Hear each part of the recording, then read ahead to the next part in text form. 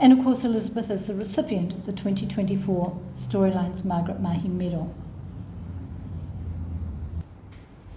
And now, it is my great pleasure to introduce Elizabeth Jones, recipient of the Storylines Margaret Mahy Medal 2024 for Lifetime Achievement and significant contribution to the field of children's and young adult literature and literacy. Elizabeth, I was so delighted to ring you and let you know of your award, though I have to confess that Elizabeth wasn't the easiest person to get hold of. She's always so busy, and I had to leave several messages before she called me back, concerned that something was wrong with me. Far from it, and I know she was delighted with the news, though somewhat daunted by the attendant responsibility of writing a lecture as her reward. Elizabeth is Director of Literacy and Learning at National Library of New Zealand, Te Puna Mātauranga o Aotearoa. She's responsible for the library's nationwide services to school communities, supporting literacy and learning across the curriculum, reading engagement and library development, and for leading initiatives supporting the library's aspiration to grow a nation of readers. Now, if that doesn't make you feel tired, wait for the rest. For over 30 years, Elizabeth has worked tirelessly to further children's literacy and reading for pleasure through National Library Services and through collaborative initiatives with other organisations and sectors. She's a passionate champion for the powerful benefits of reading and the need to provide all children with the opportunity and support to become engaged, lifelong readers. She's committed to working with others to develop initiatives and approaches that are culturally sustaining and inclusive and build on research and strengthen cross-sector partnerships to achieve greater impact. In this regard, she's been involved with more organisations than I can mention here, but to highlight a few. She was on the steering committee and a founding member of the New Zealand Children's Book Foundation, which actually is the forerunner of Storylines. So we and Elizabeth know each other very well, organisationally and personally, and it's just wonderful to have that long connection. She's been a convener and judge of the Children's Book Awards and Book Industry Awards. She was on the organising committee for the International IBI Congress in Auckland in 2016 and initiated the cross-sector Creating Readers Hui in partnership with the New Zealand Book Council. She's been proactive in fostering connections and networks to support the work of others, such as the Reading Together program, Auckland Writers Festival, Read New Zealand Te Pūmuramura, and many more. She was instrumental in the successful establishment of the Aotearoa New Zealand Te Awhi Rito Reading Ambassador role and is the chair of the Te Awhi Rito Pet Partners Group. She led the development of the Pūtoi Rito Communities of Readers program, a national library initiative working with national and local partners in diverse communities across Aotearoa to strengthen inclusive reading cultures and support reading for pleasure for children and young people.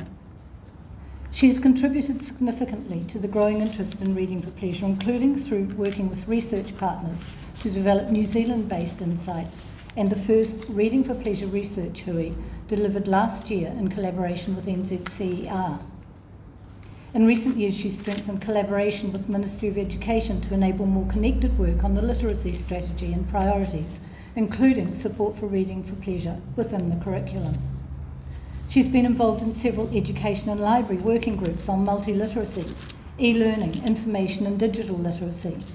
She was also on the governance board for the multi-agency project led by National Library with Ministry of Education and Ministry of Culture and Heritage partners to explore access and use of New Zealand learning resources by teachers and students in schools and kura. She has participated widely in the library sector through strategic projects, professional committees, working groups and conferences, and advocates strongly for libraries as important literacy partners and their essential role in improving equity and inclusion.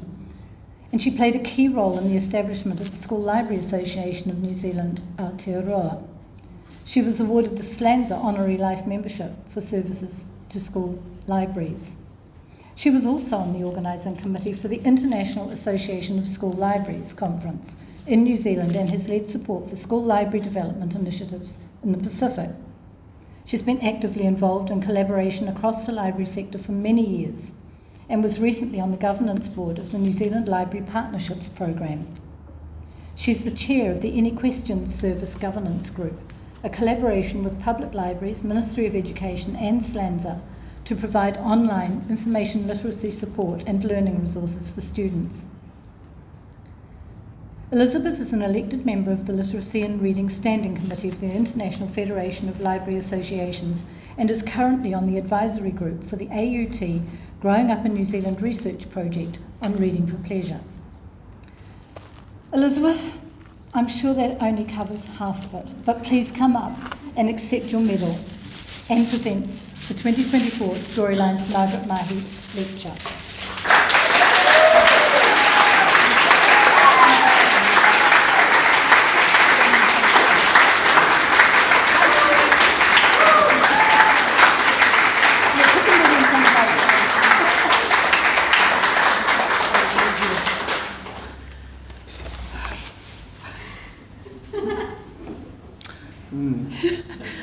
Tēnā koutou, tēnā koutou, tēnā koutou katoa.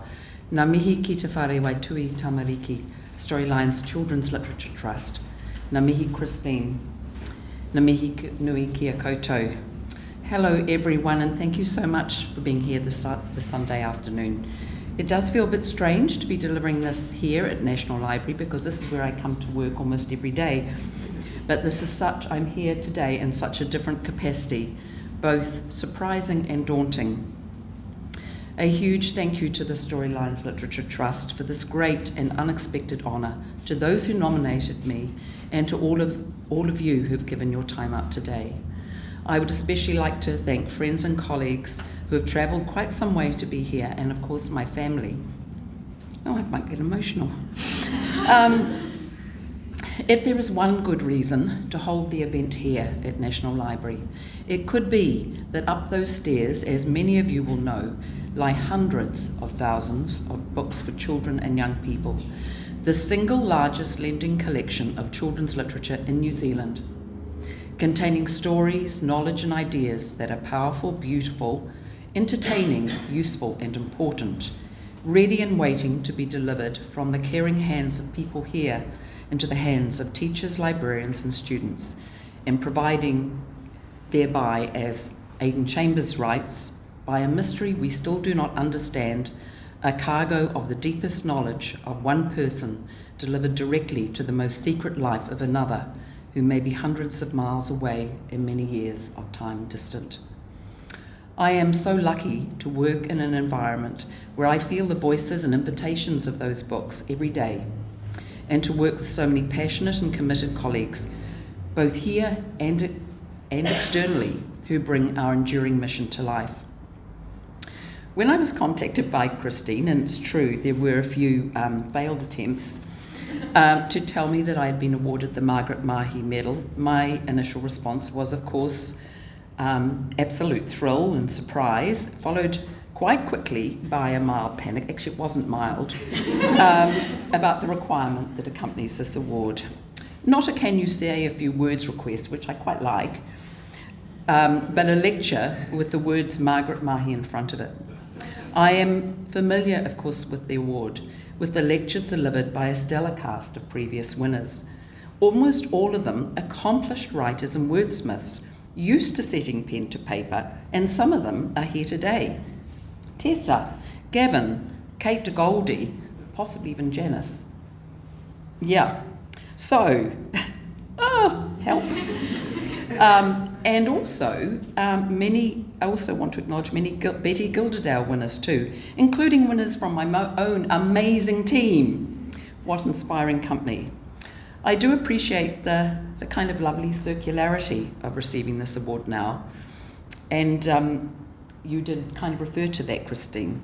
In my very first years at National Library, an important connection into the broader children's literature community came when I joined a small steering committee to establish what became the New Zealand Children's Book Foundation, chaired subsequently for many years by the indomitable Libby Limbrick and made up of incredible people like Tessa Duda, here today, Frances Plumpton, who is doing all the good work at Bologna Children's Book Fair, and Joe Noble and many others. I think it was during my last year on that committee that the idea of the Margaret Mahy Medal was conceived, So to be here so many decades later, receiving this is humbling and really extraordinary to me. I also want to acknowledge the steadfast commitment and energy that ensured the maturing of those early efforts into the splendid organisation that is Storylines today, as it has evolved and extended its reach and impact far and wide, doing so much to strengthen the field. While I haven't been on the committee now for many years, this does feel like a regular home for Storylines. So many events, meetings and planning taking place here over the years. Most intensely, perhaps, at the time of planning for the International IBI Congress, it was a highlight for me in my association with Storylines to be on that IBI Congress organising committee, working with a group of fellow children's literature champions, and what a triumph that Congress was. An unparalleled celebration of the vitality of children's literature here and globally. But back to today, and what should I talk about? I am not a children's author, publisher, or academic, and I really did puzzle for some time about the topic. My passion for children's literacy and literature may have emerged out of similar foundations, but in my work at National Library, I've also spent quite some time on broader terrain, sometimes at the outer edges of that ecosystem.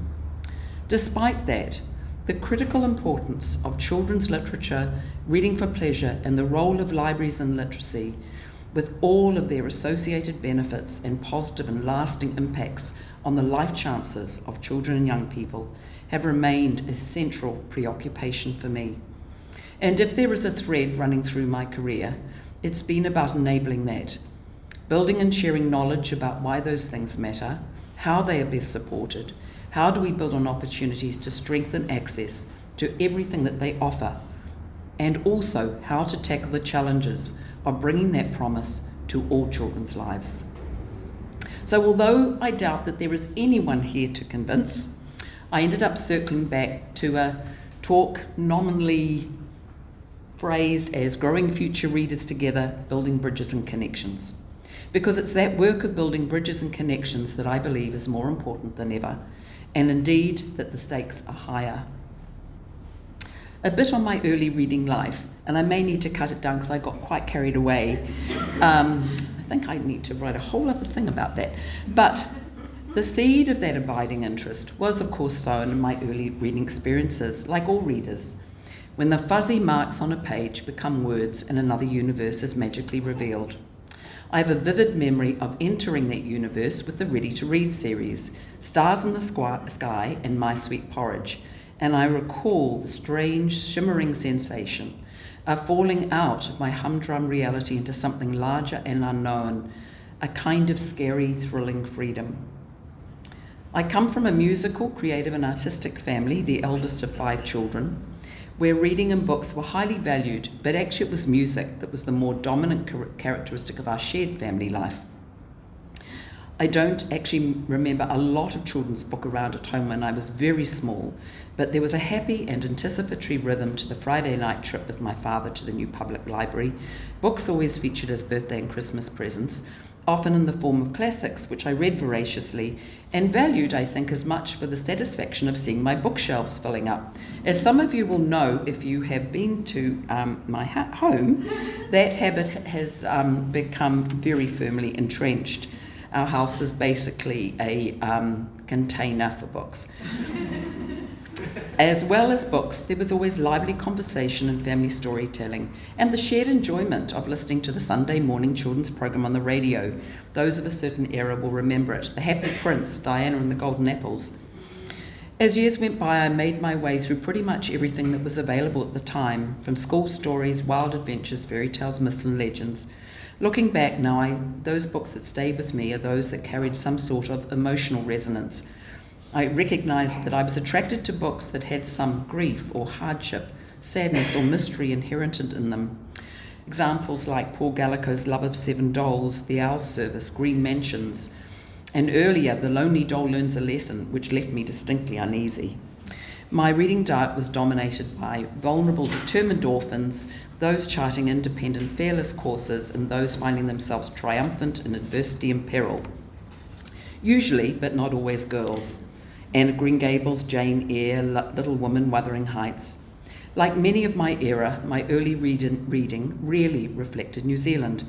I suffered that same imaginative dislocation that Margaret Mahy and others have written of. We often talk about the concept of mirrors and windows, coined by Sir Dean Bishop, well established now as a metaphor for the twin lenses reading provides us with, helping us to see and know ourselves and helping us to understand and know others. Yet, in some ways actually, those books did provide a sort of mirror, one that was about an interior rather than an external landscape, a sensibility, an affinity of imagination not based on location, nationality or time. But I do wonder though what the impact would have been if my early reading had centred on New Zealand, our locations, our culture, our lived realities, not so much for my reading, but rather for my orientation to my country. As it was the larger world that I sought, and it was many years later on returning to New Zealand that I gradually and then wholeheartedly felt myself to be fully standing upright here. When I was 8, I moved on to a different school with a proper, if idiosyncratic, library. It was the late 60s and 70s, a whole world to explore of literary novels, poetry, history and politics, blockbusters like James Michener and Leon Uris, and there was the Gothic period, Victoria Holt's, Mary Stuart's. There was also a lot more exposure to New Zealand writers and poets, but again, they were adult books. My private reading life was further boosted with the twice-weekly drop into the local public library, on the way home, scouring the one young adult bay for anything new.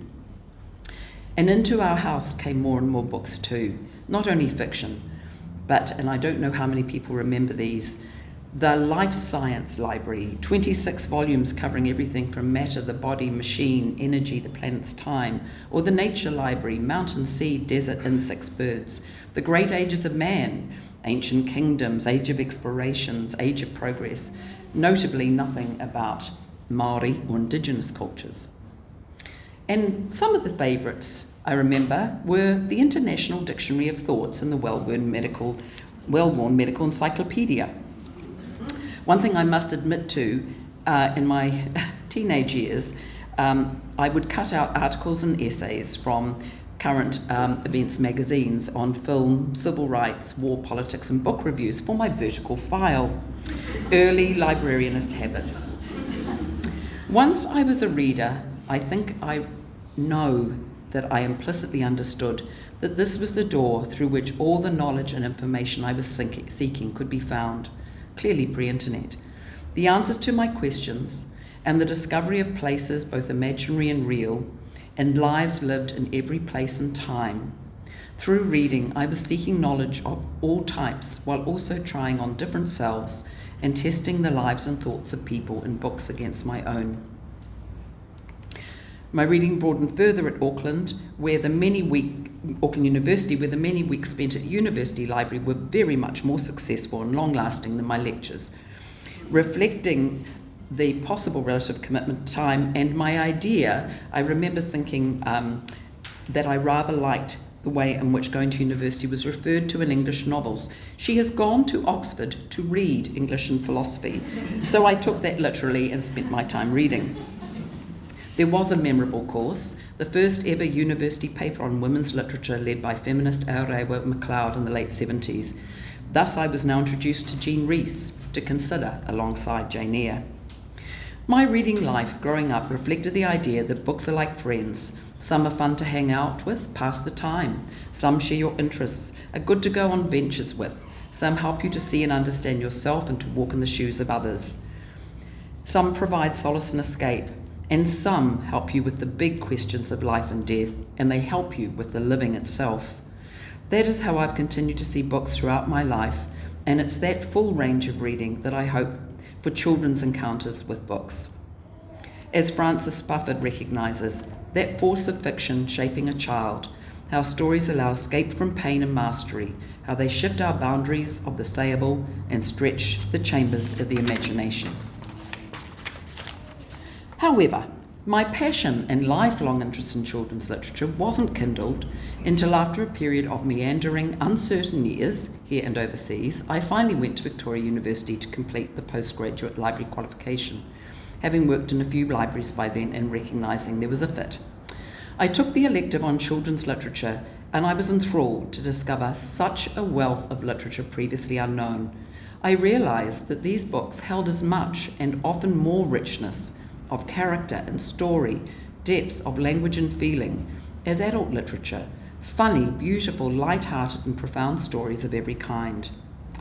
However enjoyable that was, it was nothing compared to the revelatory richness I found when I subsequently joined the National Library, quite by chance in a 5-month temporary role, while I figured out what to do next. That was over 35 years ago, and as opportunities opened up for me, I discovered that this library provided the platform for almost everything I wanted to explore and contribute to. It became the foundation upon which all my subsequent professional life has been forged, and the home I had always found in reading became ever more intertwined with the larger home of libraries, but most of all, this library, the National Library. The National Library of New Zealand, Te Puna Mātauranga o Aotearoa, is many wonderful things, and I have loved being able to contribute to the many facets and personalities of the wider library, as well as the wider library sector. And I want to acknowledge Alison and Jackie, who are here today from Public Engagement and Alexander Turnbull Library, two of my favourite parts of the National Library. But what stands out as unique internationally about this National Library is its long-standing role in providing nationwide services to school communities. And I do want to spend a couple of minutes to reflect on this. In 1941, the Minister of Education approved the establishment of the National School Library Service to provide not textbooks, but a wide and varied choice of books of high imaginative quality and technical excellence for children. By 1958, over 1 million books were being borrowed by schools every year. The service operated from 15 centres at a time when our population was barely 2 million. And here I want to pause and acknowledge a further affinity I feel with Margaret Mahy. Margaret Mahy, the librarian. She spent 13 years of her life as a librarian working for the National Library School Library Service in Christchurch. And libraries and their magic were a thread running through her life. She did assert that librarians stand dancing and pivoting on the tenuous edge that separates chaos from order, and librarians featured often in comical fashion in some of her books, between chaos and order indeed. But she believed also in the serious and powerful mission of libraries, and I like to think that the library world had a part in shaping the extraordinary writer and thinker she was. Long before Margaret became a librarian, libraries came to her. She wrote about attending Kohu Primary School in 1942, where she saw books of a kind never seen before. Margins around the print, the style of illustration suggested that these books, these new books, had an origin other than books in our classroom. How did we come to have these books? They weren't in bookshops either, and how desirable they were. This, of course, was the National Library Service, and she went on to talk about the vital and usually under-recognised contribution of the National Library in making of New Zealand a highly literate country, noting that when she travelled, people so full of admiration for New Zealand literacy and reading achievements hardly ever mentioned Dorothy Neal White or the innovative and determined librarians of the School Library Service that had played a vital part in New Zealand as a reading country. I have always been hugely motivated by that enlightened commitment that New Zealand was a country to ensure such access was available to all children in all schools. It reflects deeply held values about opportunity and equity, and I remain proud of the continuing role of the National Library Services that have continued for 82 years, and frankly, that is a miraculous survival story. When I first started here, I found a culture and an ethos still driven by those values, and it remains so today. It also provided an environment, a working environment, that sits at the intersection of libraries and education, government and community, literacy, literature and culture, and it is that intersection or nexus that has provided such a rich vein to mine for connection and growth, and has been at the heart of my drive to build bridges, to align and to see a bigger whole. I guess fundamentally to make children's books, libraries and reading more central, more essential to children's young and future lives. To work at National Library was to be immersed in a paradise of children's literature. It still is, but at that time it really felt like a new flourishing. The diversity and quality of children's published increased year by year, bringing new voices, new types of stories and themes, new genre. A happy early memory was working with senior secondary teachers from right across Auckland on a project to use sophisticated picture books as a cross-curricular resource with their most able students. We all gave up a whole weekend to workshop that. We had every medal and honour winner from around the world, and of course here as well. The huge explosion of books was most importantly also boosted by the incredible flourishing of the welcome growth of New Zealand children's books. At that time, there are too many to mention, but Joy Cowley, Jack Lazenby, Margaret herself, Cheryl Jordan, Galen Gordon, Kate de Goldie, William Taylor, Morris G, Patricia Grace, Robin Kahukiwa, Miriam Smith, Gavin Bishop, Katerina Mataira, Lindley Dodd, and we know goes on and on. The other big focus was school libraries. And again, it seemed like an era where progress, while slow, seemed certain. Schools started to take their libraries more seriously, and our advisory services and professional development for teachers, school library staff and principals gained momentum. It's hard to believe now, but for a while we ran weekend-long courses for principals on library services and literacy to meet the interest and demand, and also contributed to teacher training courses. At that time, nearly 100% of schools used our services. And I think, looking back, that I felt confident about what we needed to do. Just keep building effective school library services, build professional capability and networks, provide the best possible books, and forge the connections between those books and everyone who was using them in classrooms and libraries. However, I think it was less a golden age and more a predictable one, because there was inequity then and there is inequity now, for similar as well as from some completely new causes. After a while, it became clearer that our much lauded literacy levels were dropping, most particularly that there was a clear gap between the highest and lowest levels of achievement. And we started to put more effort into targeting initiatives that would better support high needs communities. At the same time, there was more focus on information literacy. Through the 90s, I was very involved in that work with education and libraries. I remember a small group of us setting up the Lianza Library Association Information Literacy Task Force to promote and strengthen the contribution of all libraries in developing information literate communities.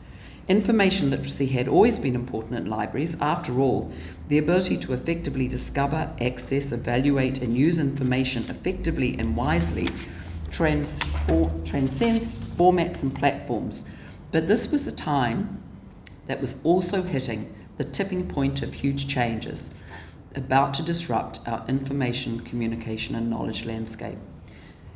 There was also, at this time, a galvanizing moment that helped us to establish the long-desired School Library Association. New Zealand had been unusual in not having a school library professional body, and it was a source of great pride and satisfaction to the small group of us, and some are here today. I know that Karen, for example, and Pauline, and possibly Jill, I don't know, all part of the tenacious group that brought that to life. Yes? Oh, yes. Gosh, this is a memory lane thing. So that was just a wonderful and significant milestone. And once LANSA was established, it enabled many other developments to take place, notably the development of the first New Zealand national guidelines for library and information services in schools. What was really important to me and others at that time was that the central contribution of school libraries in developing both engaged and motivated readers and information literate learners was at the absolute forefront of that publication. And it later became something that the Education Review Office drew for its first ever national evaluation. So looking back, there were a lot of developments that had enduring force and wonderful initiatives that flourished, but not everything stayed the same, naturally. Like any other organisation, but especially a government agency, we work within a complex, sometimes challenging environment, always responding to those dynamic political, cultural, technological and economic shifts. And it's finding the right way to do the right things within this context that is usually felt to me to be the real achievement. Sometimes you can forge ahead with new services and partnerships and programs, and other times it's critical that you consolidate and align to preserve what's most core. Over the last 82 years, but perhaps especially in the last 30, we've adapted, developed, transformed, restructured, moved in and out of organisational forms, downsized, shift resources into new areas and priorities. But we are here, and I think as a service that should be celebrated and cherished, an enduring and much valued part of the national literacy, learning and library infrastructure for school communities.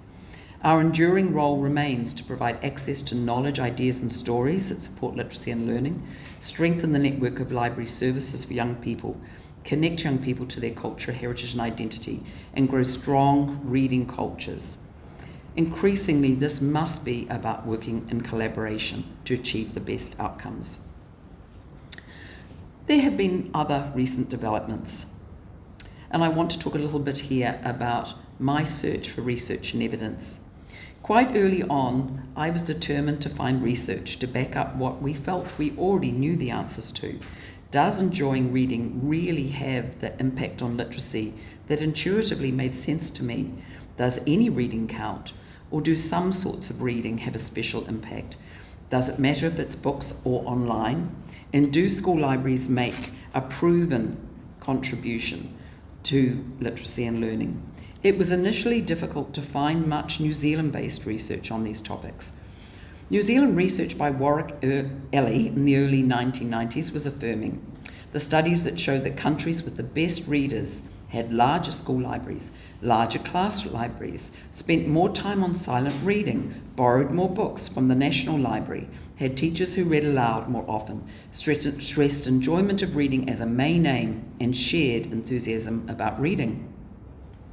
But later, I was thrilled to come across the longitudinal competent learners study led by NZCR. Students who enjoyed reading had consistently higher scores in reading, maths, logical problem solving. Those who enjoyed reading also had higher scores for engagement in school, positive communication and relationships with family and friends, less risky behaviours and higher levels of motivation. I mean, it's all there. Great gains were also being made internationally on research that demonstrated the impact of school libraries. Some really significant longitudinal studies on the dramatic difference of great school libraries on achievement, especially for less advantaged students. And this was an area in which we did a lot of connecting with international scholars and bringing real experts and researchers here to New Zealand. Still, it was challenging not to have more research that was based here. And the long accepted view that had prevailed, that reading is good, having lots of books is appreciated, libraries play a good role, this all ticked along, but at a certain point, making the case for their value became more pressing, coinciding with that dramatic shift that touched all parts of our lives. The enormous and world-transforming impact of the internet, new technologies, and the digital world brought great excitement and great potential. It also led to many questions about relevance and obsolescence. Why do we need libraries? Isn't it all online? And then a bit later, well, digital natives don't need books. Of course, libraries have always responded to shifts in the way knowledge is generated, organised, accessed and shared. Libraries, in fact, are early adopters and have been often at the forefront. For National Library, both the need and the potential was huge. Great strides in investing in digitisation, digital preservation, so important to safeguard knowledge against the prospect of the digital dark ages, and the unleashing of potential to provide greater access to valuable knowledge outside the physical boundaries of libraries. For us, it was a time that led to our new online platforms and website, and online learning resources, tools and services. During that time, I was involved in a number of Ministry of Education groups, the e-learning advisory board, and supporting ICT-PD developments. I also enjoyed a period of time working with some great people on the Multiple Literacies Working Group, especially Sue McDowell, where outside of the meetings we first forged our shared interest in reading engagement.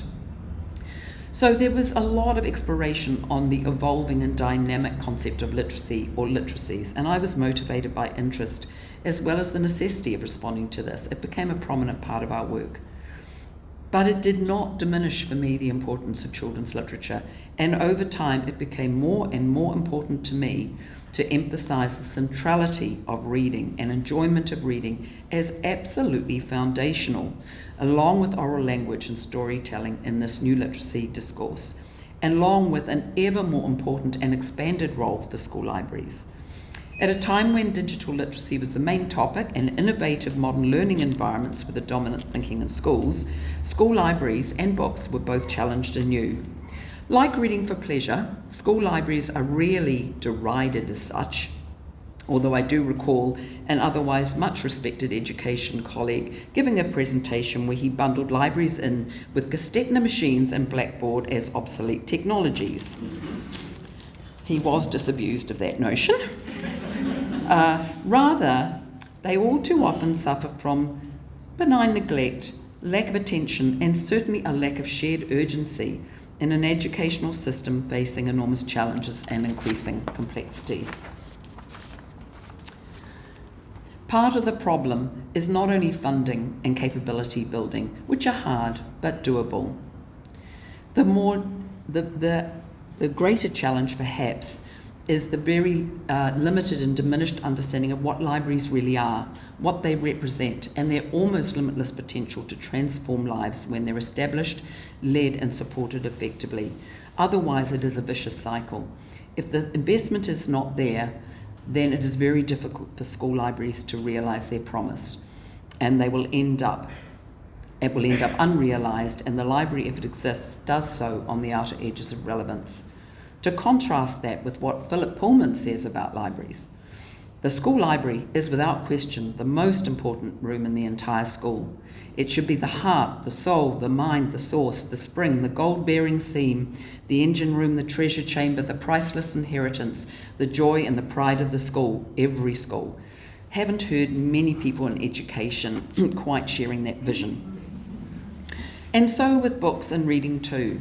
The number of times we've all heard the predictions, the end of books, the end of publishing, the end of reading. Even within libraries, during a certain period, one heard comments all the time, well, we won't have print collections anymore soon, it'll all be online, at least for most things. I understand how important it has been for libraries to expand the understanding of all that they do. Their role is vast and evolving and responsive and goes well beyond the experience of libraries from 30 and 40 years ago. Wondrous things have been made possible. The world has opened, and libraries, all libraries, especially public libraries perhaps, have enabled the sharing of knowledge and providing new and shared ways to learn, contribute and participate. But I think there's a tension in this protestation that we aren't about books, we're so much more than that. Some of you will have seen the recent councillor in Christchurch who said some local branches of the public library could close because they were only full of old books.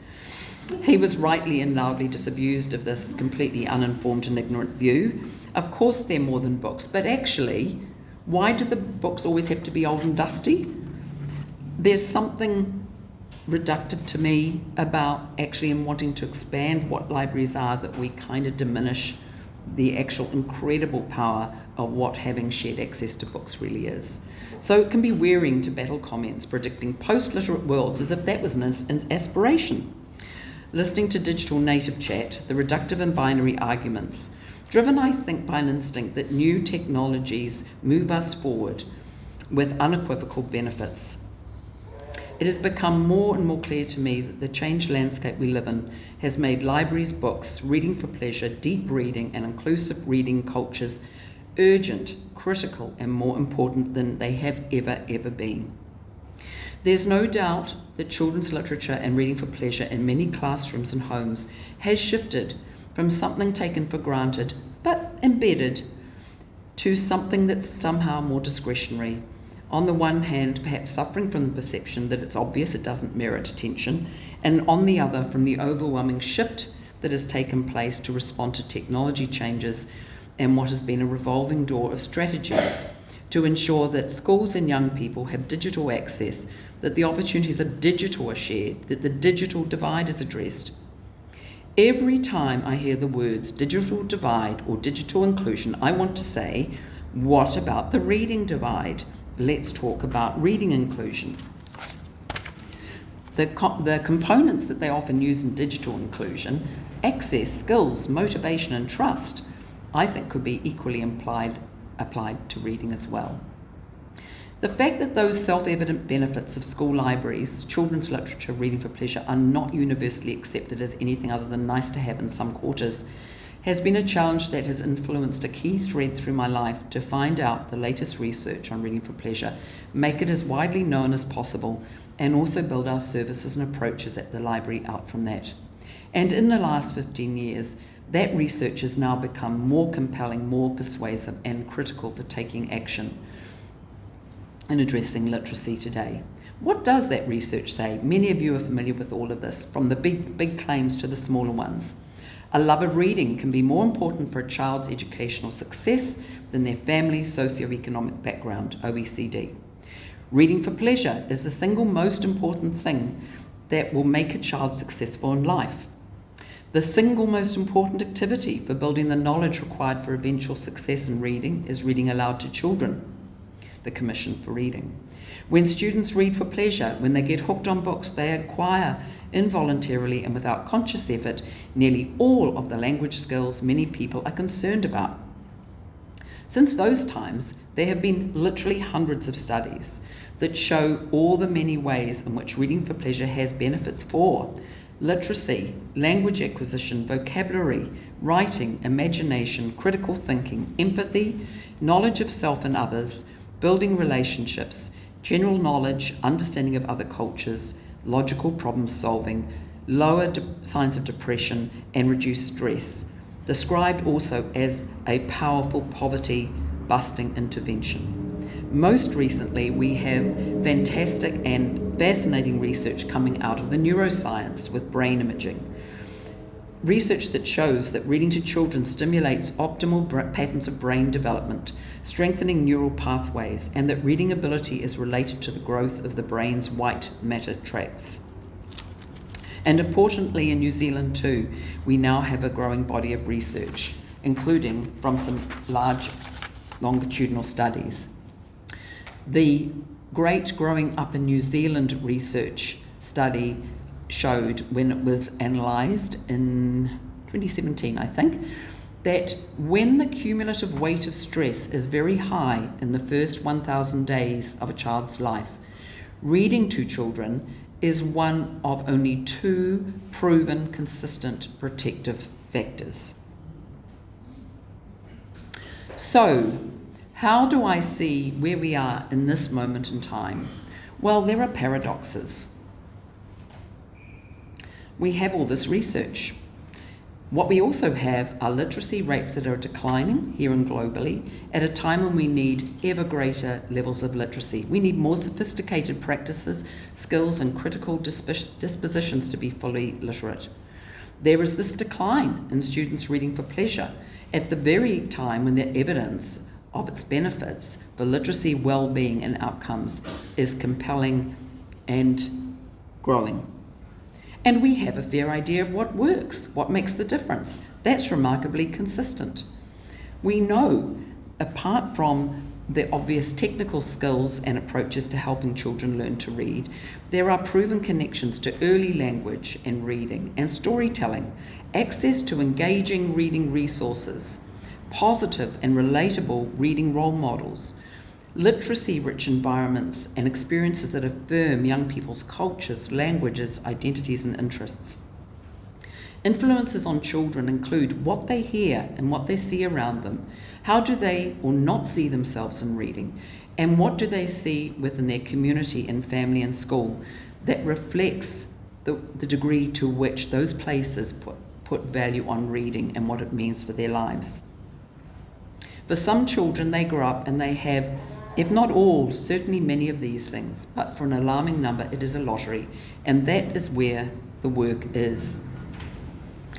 Because, in actual fact, we know what we need to do, but there remain deep inequities to accessing those very resources, factors, and conditions that would not only impact on literacy, but would change the course of children and young people's lives. About 10 years ago, many of us were here at National Library for the first cross-sector Creating Readers Hui. This was a partnership with Katrina at the time at New Zealand Book Council. Now we have Julia, equally wonderful, and it's now Read NZ. But that was a hui to explore how we could be more effective together. So much has been achieved since then. There have been really wonderful developments for reading and children's literature in New Zealand. The reading ecosystem feels expanded and more diverse. When I think of what we have here in New Zealand, we have the Kids Lit Quiz, Michael King Young Writers, unbelievable expansion of writing and reading festivals up and down Aotearoa, more awards and residencies, Toi Toi, the Waikato Picture Book Unit, New Zealand Book Awards Trust, wonderful poetry promotions, and I should just mention Paula Green's advocacy there. Publishing for children going strength to strength, including so much more, finally, in Te Reo Māori publishing and truly Indigenous stories. Right now, we have Huia at Bologna. The Read NZ programs, the Coalition for Books, Kete, the Sapling, and of course the great work of Storylines. So it feels like there is a really healthy ecosystem of passionate, committed, skill-determined champions and organisations, all in their different ways, carriers of books and stories. Yet, it somehow is not enough. How it feels to me is as if the embeddedness of reading and stories and libraries has frayed badly in the day-to-day, at the same time as the supports have grown. The public expression and celebration of reading and children's literature has really gone from strength to strength. But the day-to-day habits, beliefs, and pedagogies somehow seem to have been eroded within many families, within many classrooms, within communities. And this makes for a kind of strange situation. Or perhaps it just means it's a starker lottery. It was against this backdrop that National Library, having developed the strategic directions hugely gratifyingly in bringing together reading along with knowledge and taonga to be the three priorities for National Library. It was against this that I had an opportunity to work in that area and to think about what was important and how we as an organisation might build on some of the opportunities to address this. For to grow a nation of readers, a strategic priority not only for us, but an inspiration shared by everyone, all of us, and all of us here, I am sure, requires a flourishing reading ecosystem, but it must create the conditions that will support young people as readers in every part of the country and in every community. So what we recognise is it takes more than education to create readers. It takes more than sole individuals or a single sector. It takes a community to hold the foundation strong, and it takes all of us to build sustainable progress. We also need to build championship and visibility. The reality is that many people don't realise how important it is, and we need to grow more research and evidence that is in an Aotearoa context. Along with that, how to influence and grow awareness of reading for pleasure in the curriculum. How can we bring more about the pedagogies of reading for pleasure into the practices of teachers, classroom teachers, who after all are so powerful in the way in which they can share their identity and help to create the kind of environment where every child sees themselves as a reader. Doing that in partnership with all the other catalysts for reading, most especially the reading motivators and carriers in libraries, school libraries especially. It's been gratifying to see some of this come to progress, working with many people to move this forward. To start with, I want to just mention, of course, Te Awhi Rito. This was an initiative that had been a very, very long time getting off the ground. I can remember conversations with some people, particularly Frances Plumpton, about 15 years ago, and I know both Storylines and Book Council and National Library had talked about this for a long time. It was a key ingredient for us to have positive role model and champion. We needed a national champion, an advocate who could empower and mobilise others, but most importantly, provide a high-profile national focus on the life-changing power of reading. Because despite the decline in literacy. Not everyone knows or recognises that reading can literally change your life, is a proven protective factor against disadvantage right across the life course, generating joy, well-being and empathy, strengthening connections to language, culture, and all the other things that we know it does to connect you to yourself and the wider world. So what more important role for someone to have than to take that message and share it, spread it everywhere with hope, passion and encouragement, influence those who need to hear it, those who have forgotten why it matters, or those who would do more if they knew more, or those who need inspiration and appreciate just hearing that message from a National Reading Ambassador as affirmation of their own hard mahi. So, after many years, we finally had this role, and I must acknowledge the crucial financial support of Te Puna Foundation, the Library's charitable trust, and indeed the championship and absolute commitment and brilliance of Kate de Goldie, who was my partner in arms really on this, along with a whole group of other people who brought it into fruition. We also recognised early on that this needed to be a collective endeavour, and it was incredibly what was it? It was just incredibly lovely moment to be able to bring Storylines and Read New Zealand as well as Creative New Zealand into this partnership, absolutely recognising it was a collective endeavour, it was a shared mission. So we've had 2 Te Awhi Rito Reading Ambassadors now. Ben was our first, and I don't know if he's here or not, but what Ben brought, and it was wonderful to have Ben in that first role, he brought the twin tributaries, as Kate has mentioned, of our shared cultures, the powerful oral tradition of Māori and the written tradition.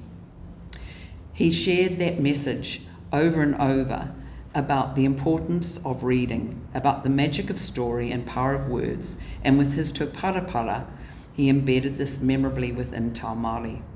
We now have Alan, a school librarian and children's literature champion extraordinaire, who is connecting up and down the country with all who will listen, that the message is that books are for everyone and for every kind of reason, from the light-hearted, whatever you might want to read, through to his wonderful words on books as balm in difficult and hard situations, and he has shared his own story so powerfully in that. What we hope to see over time is that the echoes and ripples will extend and diversify with each reading ambassador's expertise and the different backgrounds that will be brought to this initiative, so that the pool of commitment, support and understanding grows. Another initiative which I don't have time to go into is our Communities of Readers program. This set out to actually work with 6 different communities across New Zealand, knowing what we know about what matters, but how to really bring this about in a number of communities where there were challenges around access, whether that was access to books, to role models, to libraries, or to reading cultures. And I must acknowledge Kate Irvine, and Joe Buchan and others who have been so incredible in bringing that work to life. That Community of Readers work is now coming to an end, and not only have we learnt so much about the barriers and how we can address them, it has also been significant as a catalyst for more research. We have at least 8 research reports coming out of that, and it has also been a catalyst for other research and further studies of growing up in New Zealand. Finally, it has been an incredible source of satisfaction to finally see the explicit reference to reading for pleasure in the refreshed curriculum, and I am very grateful that there have been opportunities to influence and advocate for that. So I'm full of hope, full of appreciation for what has been achieved, but I am still worried about the fragility of some of this. And that is because, oh dear. All right, okay, forget all that. This is what happens when you've been sick for 3 weeks and you didn't actually, right. Moving on, a lot of good stuff about Gutenberg allergies and stuff, but anyway, we'll move on.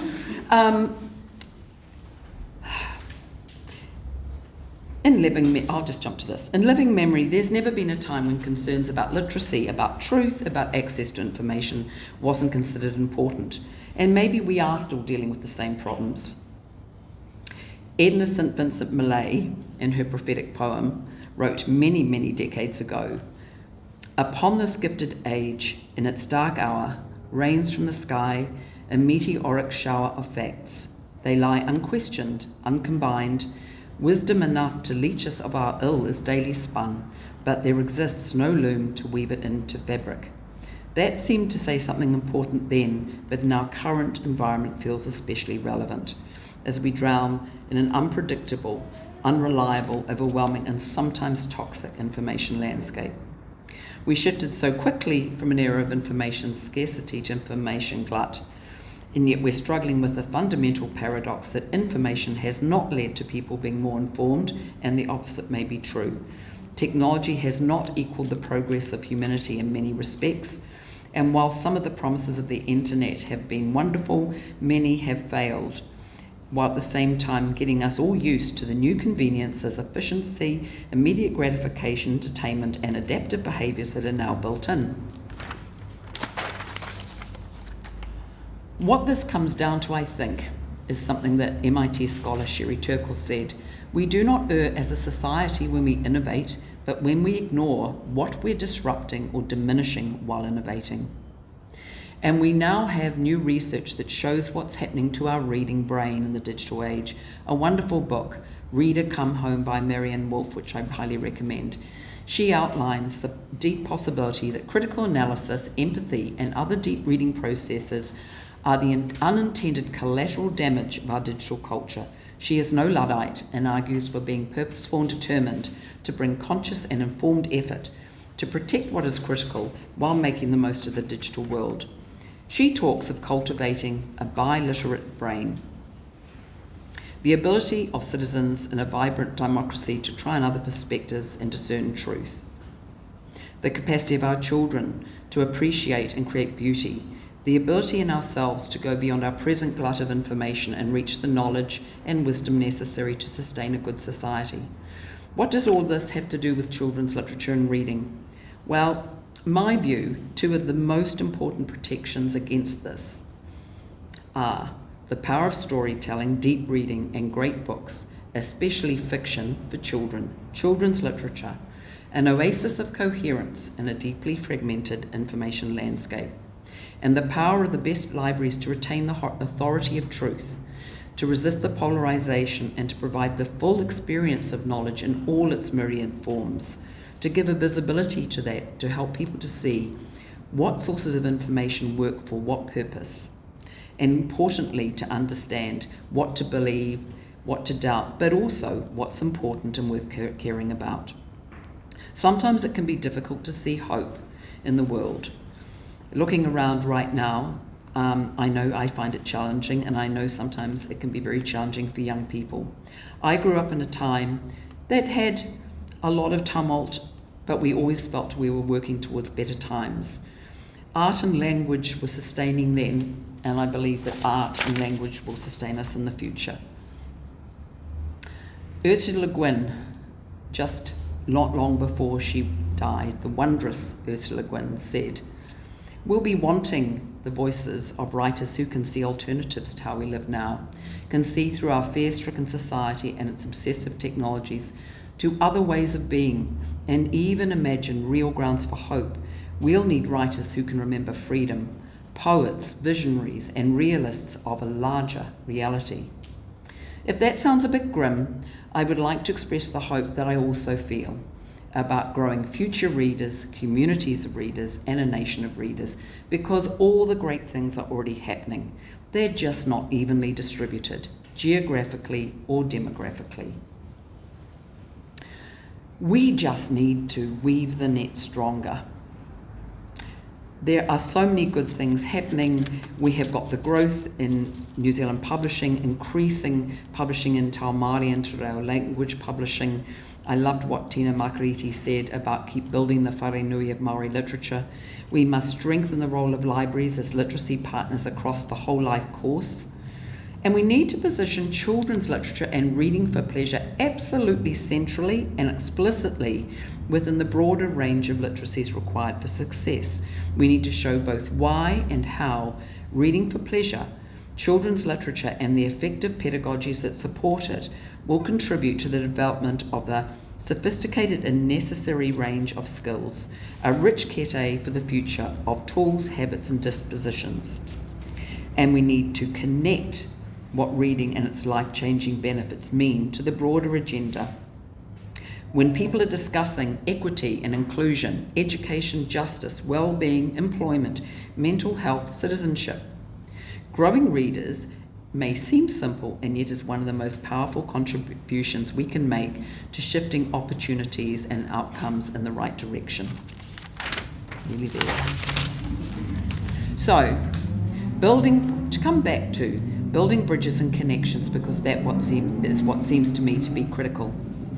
In other areas of my life and experience, it is evident that we don't always do enough to connect this world, the world of children's literature, reading and libraries, to the larger goals and aspirations of others. And that's what I think we need to do.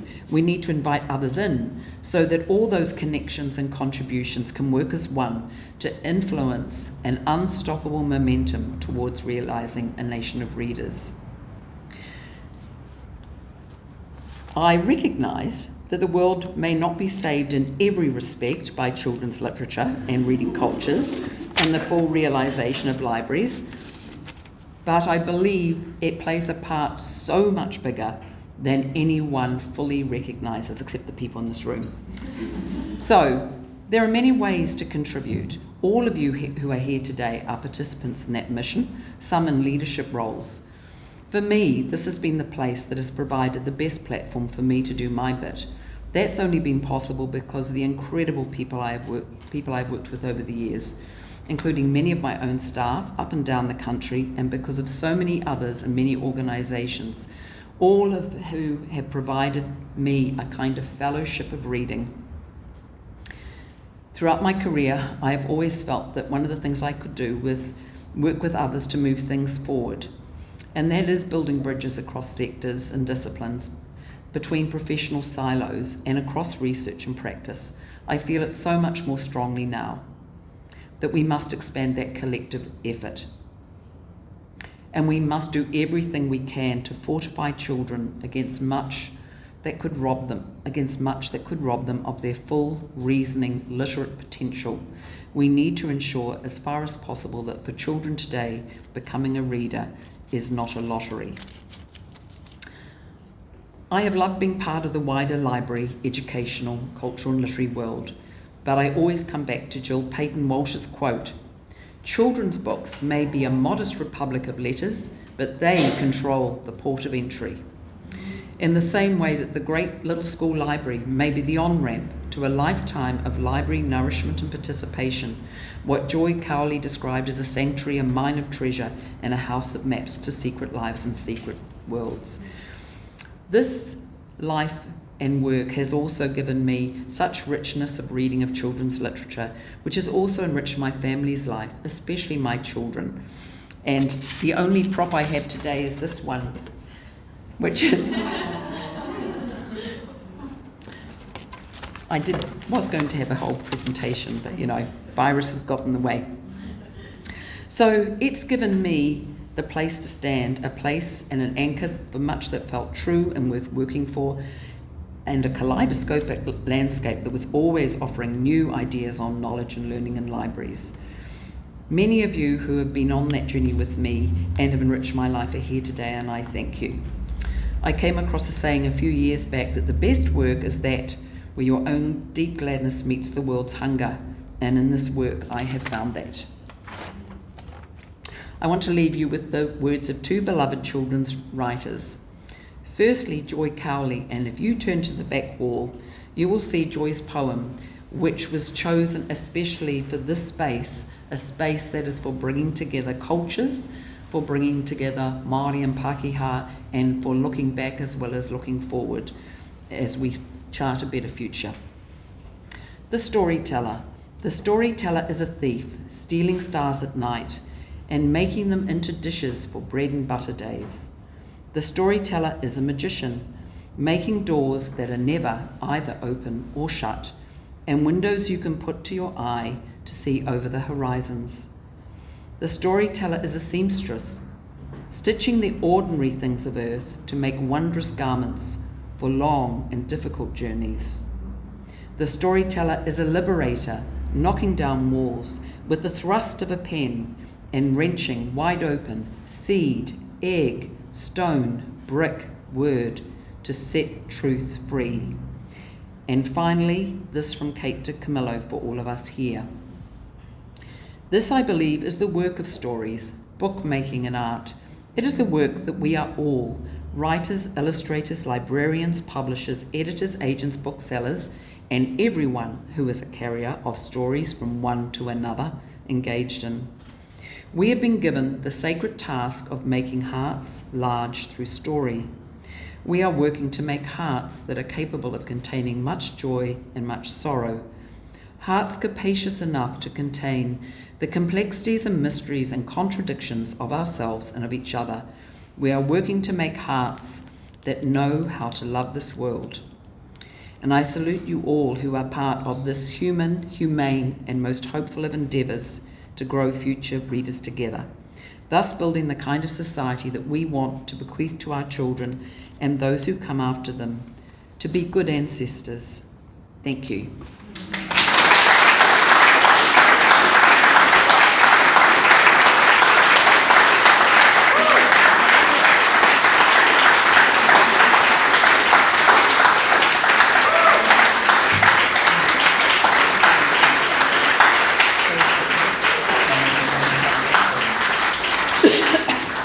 What a privilege to be able to thank Elizabeth for this, but I'm not going to have long words of thank you because you, Elizabeth, you have enriched children's lives and people's lives all your life, and having this event being held here where you have enriched the whole atmosphere. I can promise you your speech today and words today we will take with us, with our minds and our hearts, completely enriched. Thank you.